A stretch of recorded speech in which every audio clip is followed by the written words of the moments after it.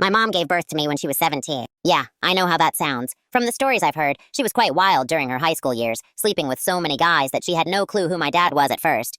But eventually, the truth came out, and I was stunned to learn that my father is this once famous YouTuber everyone used to know.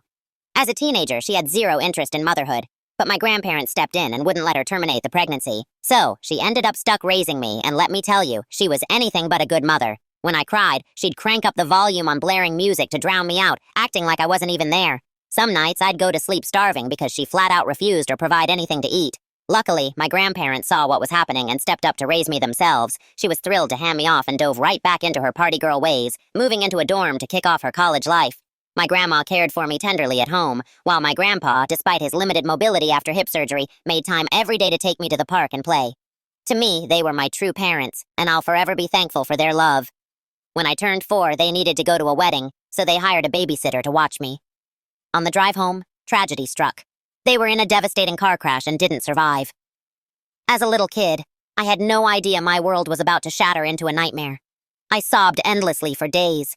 The house was under my mother's name, so she came back to claim it. It almost seemed like she was relieved they were gone, because she immediately turned the place into a non-stop party zone. Just a week later, she became the go-to host on campus, throwing all-night bashes where people drank and did anything without a care. I was still grieving deeply, crying my heart out in my room upstairs.